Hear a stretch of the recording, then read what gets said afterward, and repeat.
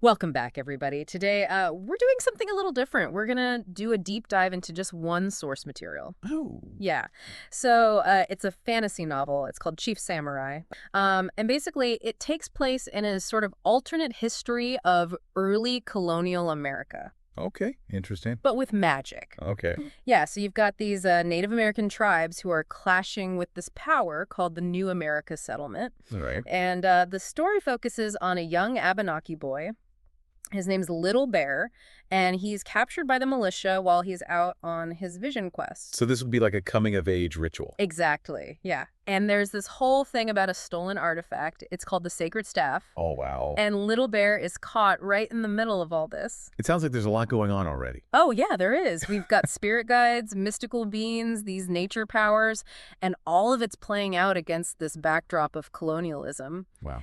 It's pretty wild. I bet.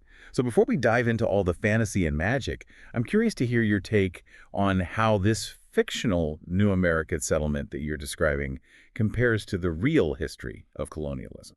That's a great question. I mean, I think the novel definitely borrows from the realities of that time, Yeah. like the greed for land and resources, Yeah. the brutal treatment of the Native Americans, those forced assimilation tactics. Yeah. It's all reflected in the New America Settlement's actions. Right. But by adding these magical elements, it kind of takes the story in a whole other direction, right? It does. It lets us look at that clash between traditional ways of life and this push for modernity, but in this really fantastical way. Makes you think about how history might have unfolded differently Yeah, if magic was real. totally. It adds a whole other layer of conflict, both internal and external. Absolutely. But let's get back to Little Bear. Okay. So his story starts with this really brutal attack on his village by the New America militia. And this guy, Lieutenant Watch, is leading the charge. Yeah, this attack, it really shows us how ruthless the militia is. Yeah. And just how much they want that gold. They'll do anything to get it.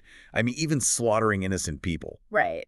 And Lieutenant Watch is like the poster boy for all of that. He is. Hmm. But the story doesn't just make him out to be this pure villain, does it?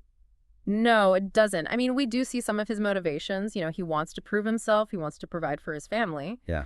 But it doesn't excuse his actions, obviously. Of course not. But it adds some complexity to his character, Yeah. right? He's not just evil for the sake of it. Exactly. It's like that old saying, every villain is the hero of their own story.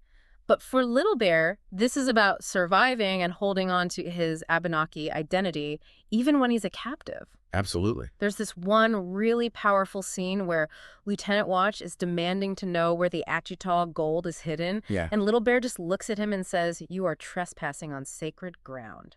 Wow. I mean, he's a captive, he's a kid, but he still stands up to Watch. That's huge. Yeah. You can really see his resilience, his Yeah. refusal to be broken. It's pretty incredible. It is. And that strength that he's showing, that's going to be so important as he goes through this. He's going to face a lot of challenges, but I think that's what will get him through. Yeah. It's interesting to contrast that with what's happening with Chief Kodak, Little Bear's father. Yeah. While Little Bear's dealing with being a captive, his father's back at the village dealing with the aftermath of that attack. Yeah. He gets this news about the massacre, Yeah. and that's when he realizes just how much danger his tribe is in. And this is where we start to see some of those magical elements we talked about earlier come in, right? Right. Specifically the Kachina, Yeah. these powerful spirits that are connected to nature. Oh, right. Yeah. The tribe's shaman uses this special yellow powder. He throws it into the sacred fire and it creates an image. Whoa. And it reveals this horrifying truth about the massacre and kind of hints at the danger that's still to come. It's like a magical premonition. Yeah. A glimpse into what might happen. Wow. So Chief Kodak realizes that the threat is real and makes this huge decision to evacuate the entire tribe. Can you imagine having to leave your ancestral homelands behind? It's hard to even fathom. It's a decision that must have caused a lot of turmoil, right? Oh, absolutely. There are some tribe members who even start to question Chief Kodak's leadership. They're basically accusing him of leading them to their deaths. Oh, wow. And then there's this really heartbreaking scene with Little Bear's mother, Mitachi. She just breaks down, grieving for her son. Oh, gosh. It's a reminder of just how much this conflict costs. Families being torn apart, the violence, Right. displacement. It's a reality that a lot of indigenous people have faced throughout history. Absolutely. And Chief Kodak, even though he's trying to be strong, you can tell he's wrestling with his own grief. Yeah. He talks to the shaman and admits that he has doubts. Yeah. Will they find a new home? Will they ever see Little Bear again? Those are huge questions, and they really set the stage for everything that's to come. They do. So we have Little Bear stuck as a captive, Chief Kodak leading his people into this uncertain future, and this threat of more conflict and disease looming over everything. A lot to think about. A lot to think about. And this is just the start. Little Bear is going to end up in St. Magnus. Which is the capital of the New America settlement, right? Yeah. It's this bustling port city. And it's really a microcosm of just how these different cultures are clashing. So it's not just about military conquest, it's about erasing their culture, too. Exactly. What's that look like in the novel? Well, there's a school that's run by this guy, Professor Pat Johnson.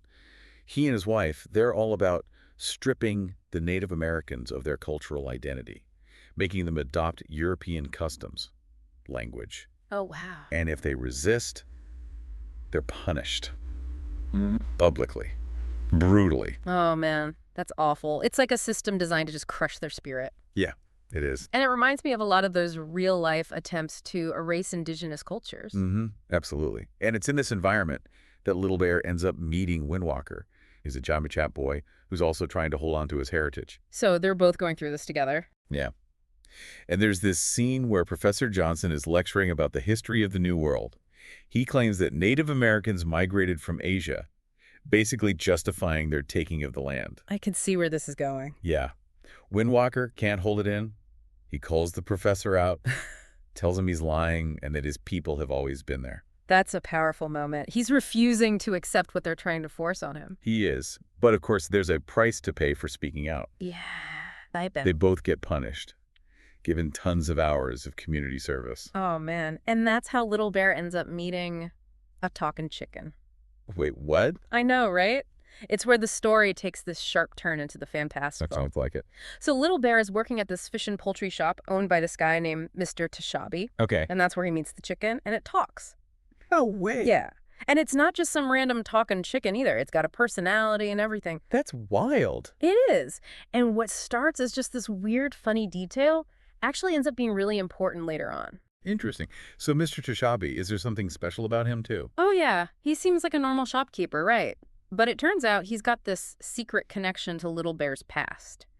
And he's skilled in the way of the samurai. Whoa. Okay, that's a twist. It is. And what I think is really interesting is that Little Bear first thinks that the chicken is just a hallucination, from all the trauma he's been That makes through. sense. But as he spends more time with Mr. Dashabi, he starts to realize that there's a lot more to this world than he initially thought. And Mr. Tashabi, he sees the potential in Little Bear, so he decides to kind of take him under his wing. So he becomes a mentor. Exactly. He teaches him about the way of the samurai and prepares him for everything that's to come. Okay. So it's a mentor-student relationship, but with a talking chicken thrown in for good measure. Basically. And this is a turning point for Little Bear. He's not just a captive anymore. He's a student, a warrior in training. And he's about to start down this path that leads him back to his roots and into a destiny he never could have imagined. And it's kind of interesting how that training ties back to those assimilation tactics we were talking about. It is, yeah. Like, on the one hand, you've got the New America settlement trying to erase Native American culture. But then on the other hand, you've got Mr. Dashabi secretly teaching Little Bear about the way of the samurai. Right. And both of those things are all about discipline, self-control. It's like he's offering Little Bear this whole different path to finding his strength. One that's rooted in another culture, but still speaks to his Abenaki spirit, I see what you mean, yeah.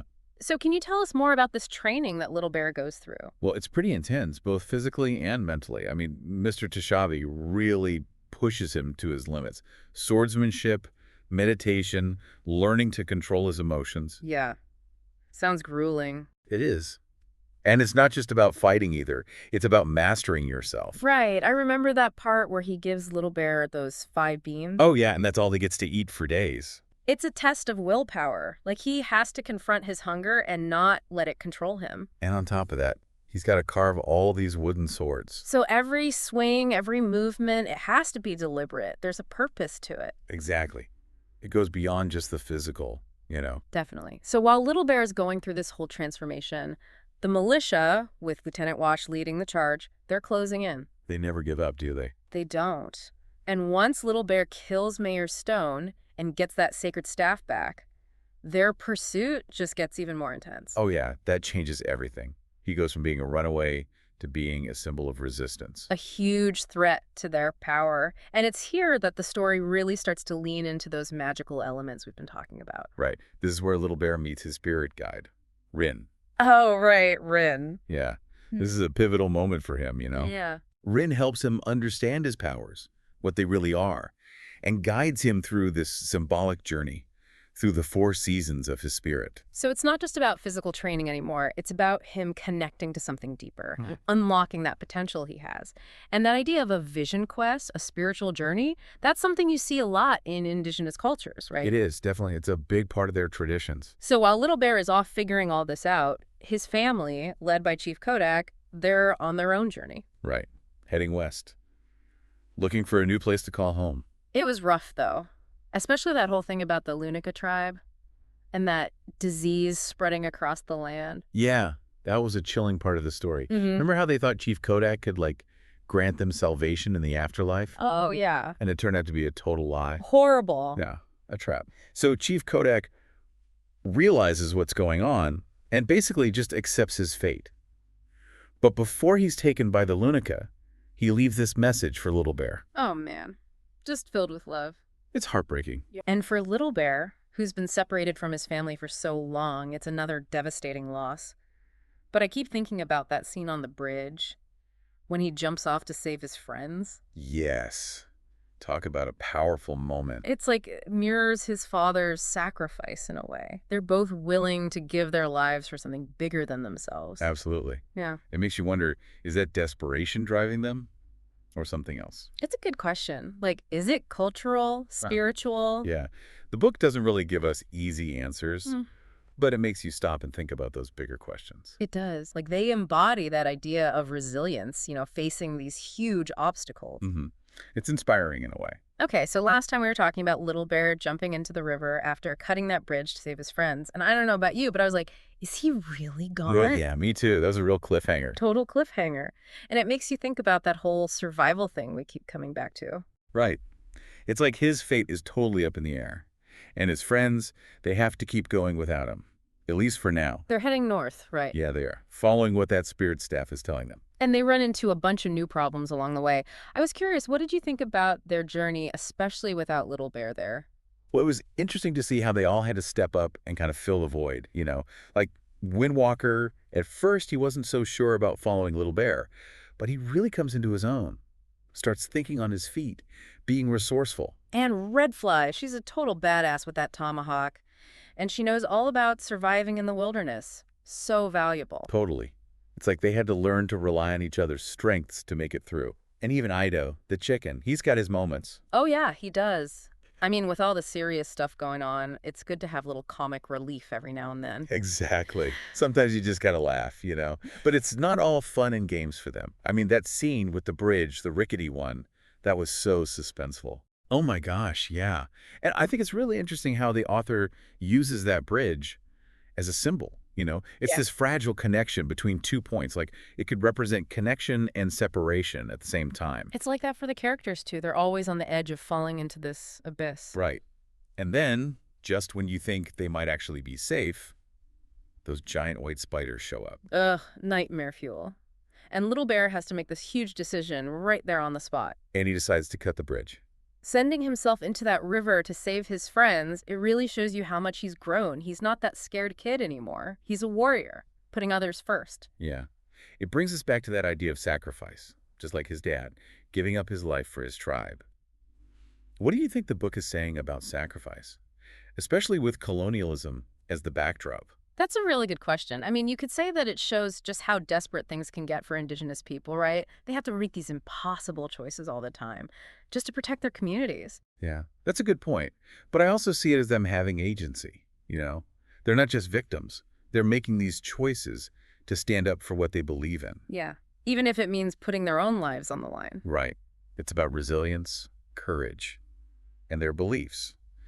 And the book ends with Little Bear's fate uncertain, but there's this feeling that he's still out there, somehow. Oh, I know exactly what you mean. It makes you want more. And while the new American militia, they think he's dead, we're left wondering what really happened. It's like one of those stories that just stays with you. Totally. So, what do you think will happen to Little Bear? Will he use his powers to help his people? Will he ever find his family again? So many possibilities. Yeah. It's exciting to think about. Chief Samurai. It's not just an adventure story, it's thought-provoking. It makes you think about cultural identity, about the impact of colonialism, about what it means to believe in something, and it shows us that even when things seem really bleak, the human spirit, it can find a way to persevere. All right, so you've given me all these excerpts, and it looks like we're dealing with ancient prophecies and mysterious powers and even conflict between Native American tribes and newcomers. Yeah, it's a lot. It is a lot to unpack. Yeah. I think what I'm finding intriguing is how these pieces, even though they're seemingly from different novels, hint at this like much larger interconnected story. Yeah, it is like trying to, piece together a mosaic that's been shattered. And Yeah. each fragment is like a glimpse into this world that is so rich with these cultural clashes and this struggle for survival and just this resilience of the human spirit. Exactly. And I guess our mission, if you will, is to kind of unearth that narrative that's buried within these pages and try to explore that deeper meaning. Yeah. So where do you think we should start? Well, the one character that appears in all of these different excerpts is Little Bear. Okay. And his journey seems to be the thread that connects all these different pieces. Okay. And we first encounter him on this vision quest in Deadleaf Pass. And it's not your typical vision quest, is it? Because right off the bat, he's facing down a peyote-craving zombie. Right. It's a pretty intense way to kick things off. It is. So what do you make of that immediate threat? Well, I think it's really fascinating how this excerpt uses this almost fantastical element to highlight the very real dangers that Little Bear faces. Right. This isn't just a physical threat. It speaks to this blurring of lines between the spiritual and the physical world, Right. which I think is a theme that we see recurring in a lot of these narratives. Yeah, definitely. And then we have this owl that kind of swoops in to save him. And we know that owls are often associated with, wisdom and foresight. So it feels very symbolic, almost like foreshadowing in a way, Little Bear's destiny. Absolutely. And this encounter speaks to this interconnectedness of all things, in this narrative. Yeah. The natural world isn't just a backdrop. It's this active force that's shaping the characters' fates and destinies. Which makes me wonder about the forces that led Little Bear to this vision quest in the first place. We get these glimpses into his family history, a complex relationship between his father, Chief Kodak, and his uncle Fopi. Right. There seems to be a lot of tension there. There is, and I think this whole family dynamic is like a microcosm of this larger conflict that is brewing within the Abenaki tribe, Oh. and maybe even foreshadowing their struggles against all these external forces as well. Okay. It just suggests that this is a community that's grappling with internal divisions while also facing threats from the outside world. Right. And then there's this raid that separates Little Bear from his family. And the disappearance of the spirit staff during that raid adds this whole other layer of mystery and loss. The spirit staff feels like such a potent symbol. Yes. It's like this representation of the tribe's connection to their ancestors and to their spiritual heritage. Right. So it's not just a theft, it's like stripping away Yeah. their identity and their power. Yeah. And so you can see how this loss would be so central to Little Bear's story Yeah. and his drive to reclaim what was stolen from him and his people. So it's like they've lost this vital part of themselves, and Little Bear is left to navigate this new reality. Right. We find him in St. Magnus, which is, a world that is completely different from what he's known, and he's grappling with his identity and trying to understand his place in this new environment. And then to top it all off, his powers begin to awaken. Yeah, and it's this classic coming-of-age story, but with these added layers of cultural displacement and this awakening of these extraordinary abilities. Right. And the excerpts suggest that Little Bear is really torn between the desire to learn about his family's fate and this pressure to conform to the expectations of this new society. It's a lot to carry. It's a reminder that these are not monolithic groups, but rather individuals and communities with their own, histories and beliefs and motivations. Exactly. And within this tension-filled encounter, we see like a glimmer of hope emerge. Right. There's this mysterious girl who aids Little Bear and Windwalker in their escape. And then he gains another ally in Redfly. Right. And the theme of loyalty keeps resurfacing. It does. Despite the hardships and betrayals that they face, these characters find strength and support in one another. Yeah. And this bond that they forged in this adversity becomes like a driving force in their journey. Absolutely. But as we know, danger is never too far Yeah. behind. It never is. Lieutenant Watch, this relentless figure, is on their trail, and then tragedy strikes. Yes. Windwalker's death. Yeah. It's a gut-wrenching moment. How do you think this loss impacts Little Bear, considering everything he's already endured? Well, Windwalker's death is just this devastating blow. Yeah. It amplifies Little Bear's grief, and it fuels his anger. Yeah. And it really pushes him further down this path of vengeance and maybe even despair. Yeah. It raises these questions about the psychological toll of constant loss Yeah. and the fine line between righteous anger and destructive rage. It's a pivotal moment. It It is. marks a shift in Little Bear's journey. And to make matters worse, we learn that Lieutenant Watch has this history with a character named Lockjaw, Right. who's this figure shrouded in darkness, and the excerpts hint at a connection to the spirit world, Yeah. just like Little Bear. Right. So what do you make of this parallel? Well, it's a fascinating juxtaposition because both Little Bear and Lockjaw seem to possess this connection to the spiritual realm. Right. But they represent these opposing forces. Yeah. And Lockjaw's aura of darkness and brutality suggests like a perversion of this spiritual connection, Yeah. perhaps highlighting the potential for both good and evil to arise from such power. It's almost like they represent these two sides of the same coin. Exactly. And their inevitable confrontation, as hinted at in these fragments, is sure to be explosive. It is the stage is set for this clash between these two opposing forces. Right. A confrontation that will not only test their physical prowess, but also their spiritual strength and resilience. And while Little Bear is grappling with this impending showdown, Right. we have Chief Kodak on like a parallel journey. Yeah.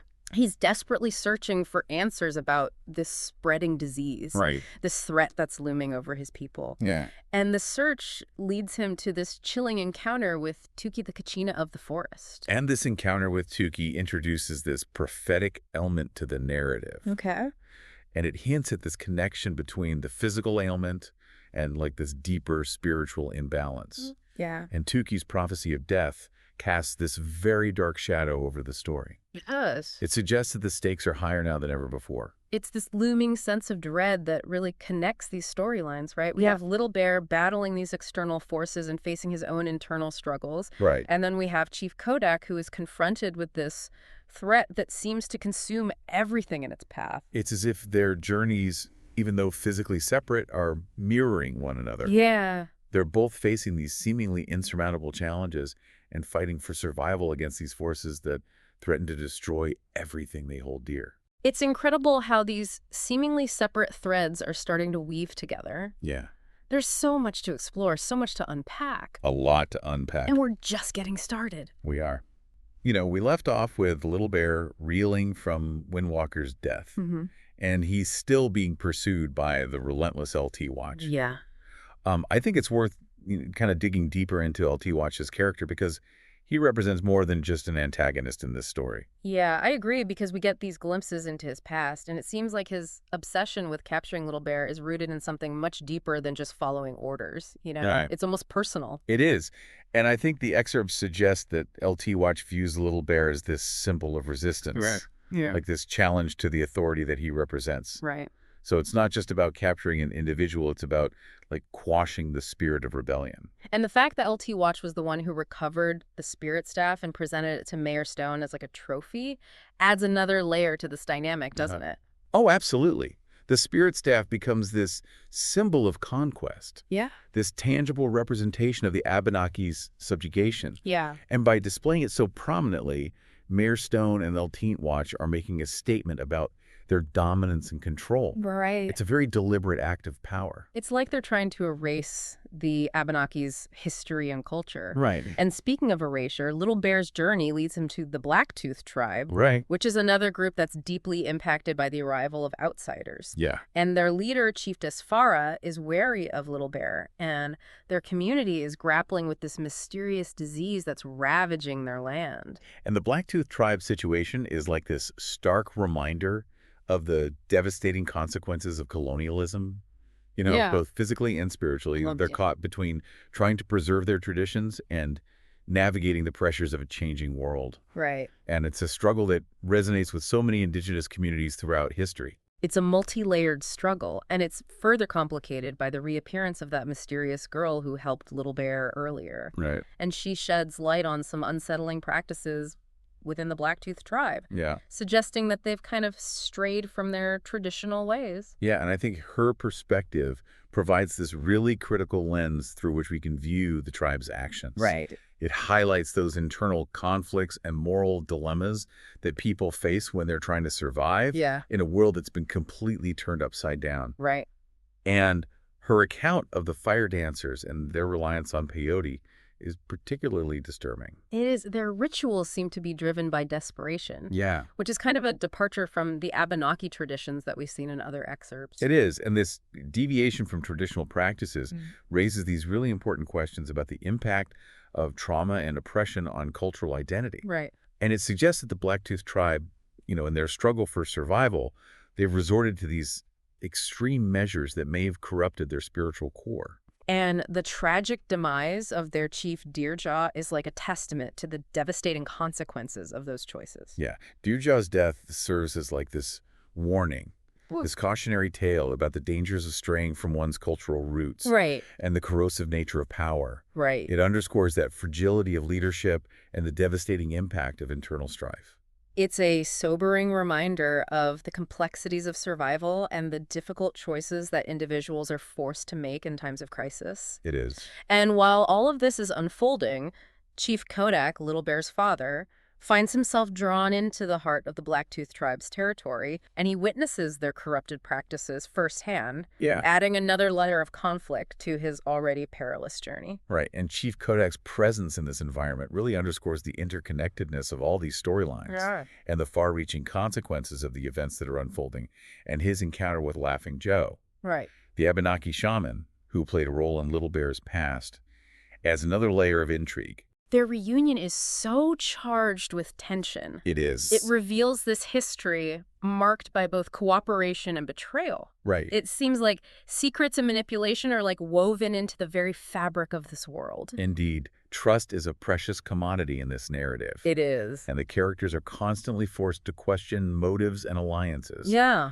The line between friend and foe is often blurred, it is. and that creates this sense of uncertainty and suspense. Yeah, and that uncertainty is like amplified when Kodak and Laughing Joe are captured by the Blacktooth tribe. Right. And their captors, who are led by this ruthless Jabora, seem intent on making them pay for their perceived transgressions. Yeah, their capture marks a significant turning point in the story It does. because it places them at the mercy of a force that has lost its way. Yeah, And the excerpts suggest that a pretty brutal confrontation is on the horizon. right. This clash between tradition and this corrupted form of power. And this confrontation culminates in this shocking massacre. Jabora and his gunmen wipe out most of the Blacktooth tribe, Right. including their child, Chief Nobi. Yeah, It's a horrific display of violence. it is. It underscores the brutality of this world. The massacre is a pivotal moment. Yeah. It's a turning point that highlights the devastating consequences of the Blacktooth tribe's descent into darkness. Right.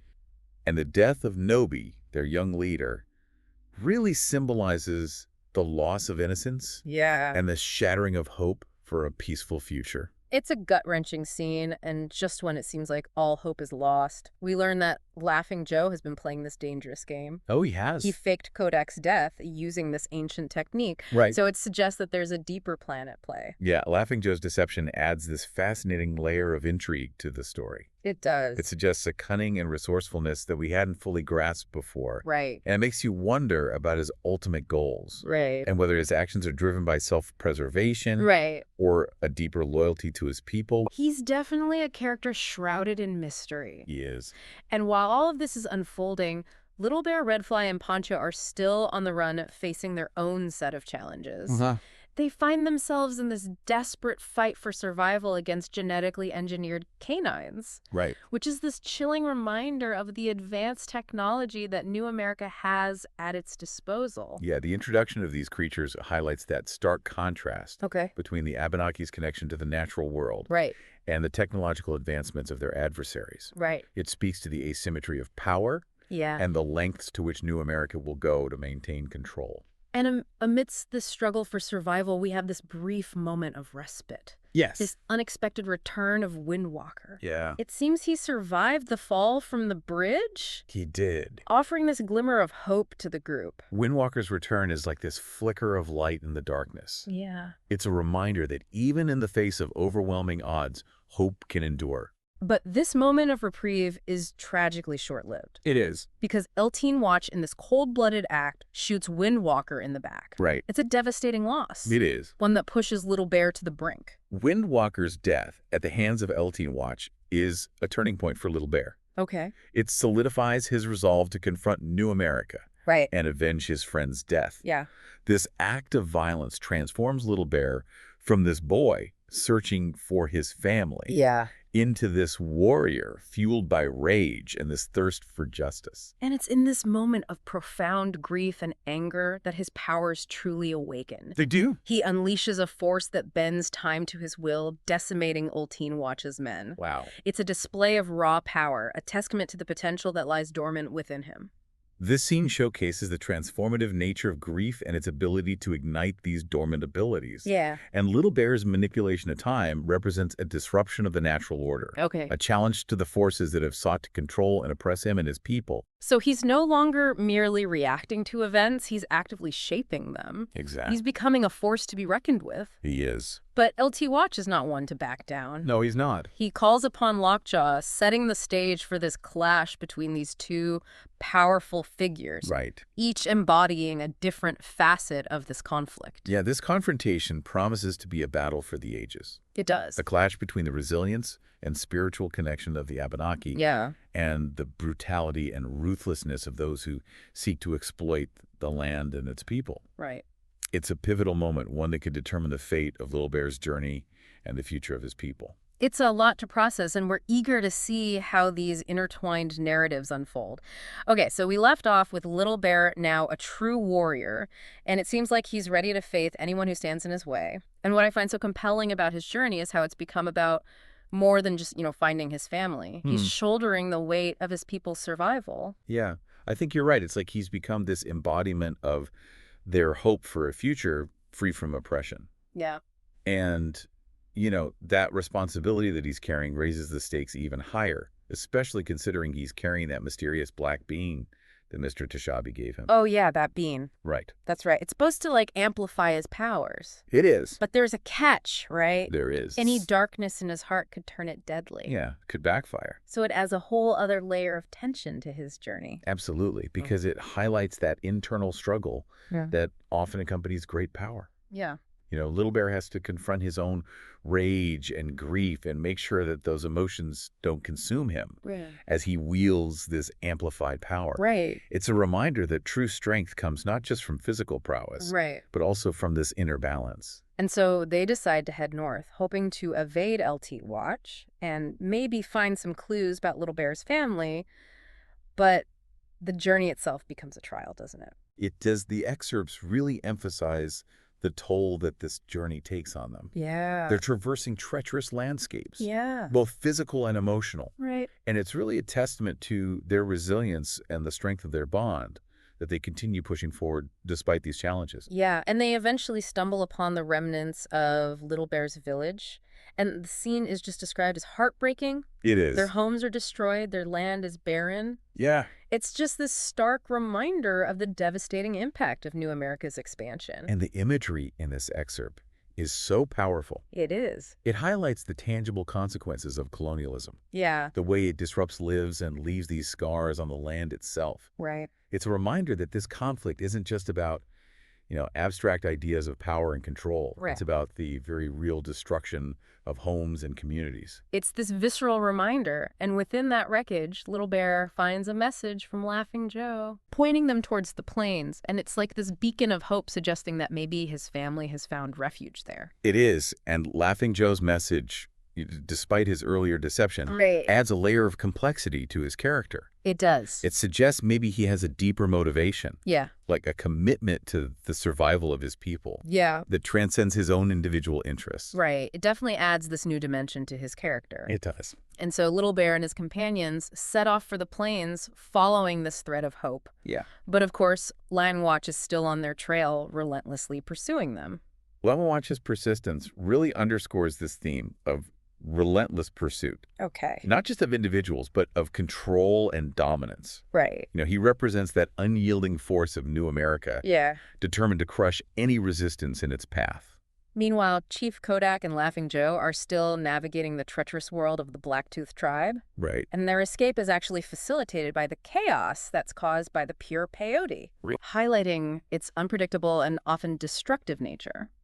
The peyote acts as like a catalyst. Okay. It disrupts that established order and creates an opportunity for escape. Okay. So it's a reminder that even in the darkest of times, these unexpected events can create unforeseen possibilities. And their escape leads them to Quill, who is this young Hidatsa warrior Yeah. who's clearly conflicted about his loyalty to Jibora and the Blacktooth tribe. Yeah. And Quill embodies that internal struggle, Sure. faced by so many indigenous people who are caught between their cultural heritage Right. and the pressures of assimilation. Yeah. And his decision to help Kodak and Laughing Joe, despite the risks involved, speaks to the power of conscience and empathy. It's a reminder that even within these oppressive systems, there are individuals who choose compassion and justice Right. over blind obedience. Exactly. But their alliance is short-lived It is. because Jibora and his forces catch up to them, leading to another violent confrontation. Right. And this encounter really underscores the brutality and relentlessness of Jibora's rule.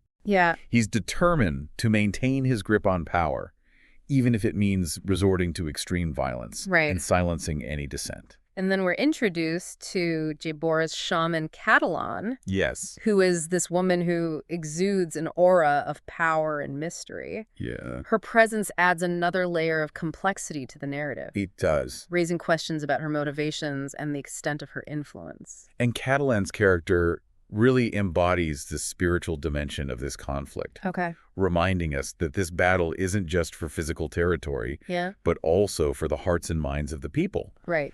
And her role remains ambiguous, Yeah. leaving us to wonder about her allegiance and the forces that she represents. And just when it seems like Kodak and Laughing Joe are doomed, Little Bear arrives. His power is now fully unleashed.